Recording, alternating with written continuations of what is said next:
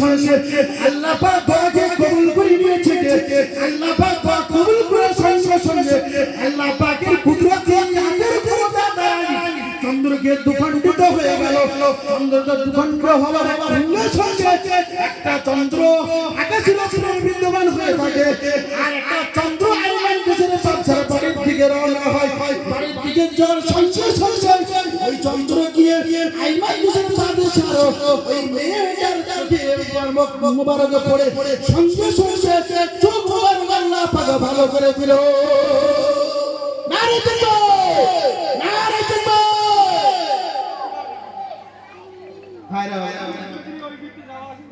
আইমান দেশের বাচ্চা পড়া প্রশ্ন করেছিল, একটাই প্রশ্ন করেছিল, কিন্তু লুকিয়ে প্রশ্ন আরেকটা রেখেছিল।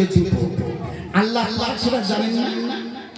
আল্লাহ পাক ফেরেশতা জিবরিলের দ্বারা বলে বলে, জিবরিল যাও, আমার হাবিব চিন্তায় থাকে, যদি আইমান দেশের বাচ্চা আবার পাল্টে প্রশ্নটা করে ফেলে, আবার আমার হাবিব আছে কিছু জানে তার থেকে আমি আল্লাহ পাক আমি বুঝতে পেরেছি ওই আইমান দেশের বাচ্চা আবার একটা প্রশ্ন করবে, সেই প্রশ্নের উত্তরটা আমি আল্লাহ পাক আমি হাবিবকে জানিয়ে দিয়েছি। তাই জিবরিল এসে হাবিবকে জানিয়ে দিলেন, হাবিব আপনাকে আবার একটা প্রশ্ন করবে, সেই প্রশ্নের উত্তরটা একই সঙ্গে হয়ে যাবে।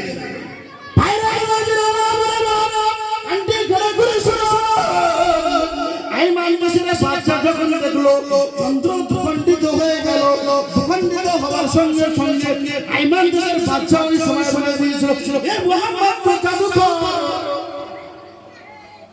এই বলে তারা কানাঘোষা শুরু করলো। এমন সময় দেখলো চন্দ্রটা আইমান দেশের বাচ্চার ছাদের দিকে যাচ্ছে। ওই সময় বাচ্চা যা পানা কাছে বাড়ির দিকে যাবার সঙ্গে সঙ্গে বাচ্চা যা পানা আছে চমকে উঠলো, আমার বাড়ির দিকে যাই কেন? বাচ্চা যা পানার কাছে কিছুক্ষণের মধ্যে খবর আসে, বাচ্চা যা পানা আপনার বাড়ি যে আপনার মহিলাকে আপনার মেয়েটা ছিল, যে মেয়ে অন্ধ ছিল জন্মের থেকে, ওই বইটা দুনিয়ায় চোখে দেখতে পাচ্ছে।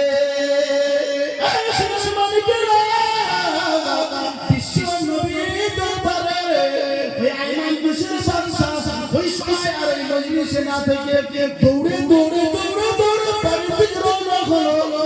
বাড়ির দিকে রওনা হওয়ার সঙ্গে সঙ্গে ওই মহিলাটা নিজের নিয়ে এসে বসে, আমি তো আজকের থেকে চোখে দেখতে পাচ্ছি, কি জানেন না আকাশ থেকে একটা আলো ঝলঝাচ্ছে আমার বাড়ির গেটে এসে পড়ে। ওই বাড়ির গেটটা খুলে যায়, সঙ্গে সঙ্গে চোখে মোবারক পড়ে, চোখটা সঙ্গে সঙ্গে আলোকিত হয়ে যায়।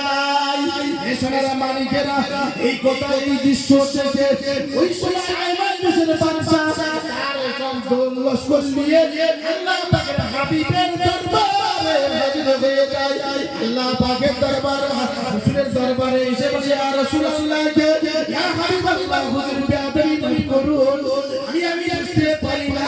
ইয়া রাসূলুল্লাহ, ইয়া হাবিবাল্লাহ, আমি আইমান দেশের বাদশা, আমি আজকে না জেনে আপনার সঙ্গে বেয়াদবি করেছি। ইয়া রাসূলুল্লাহ, ইয়া হাবিবাল্লাহ, আমাকে বেয়াদবি মাফ করবেন। ইয়া রাসূলুল্লাহ, আমি চিনতে পারি নাই, আজকে থেকে আমি আপনার ঘরে দেখতে হাত দিয়ে তওবা করে ঈমানের কলমে লেখা পড়ে নিতে চাই। যদি বলি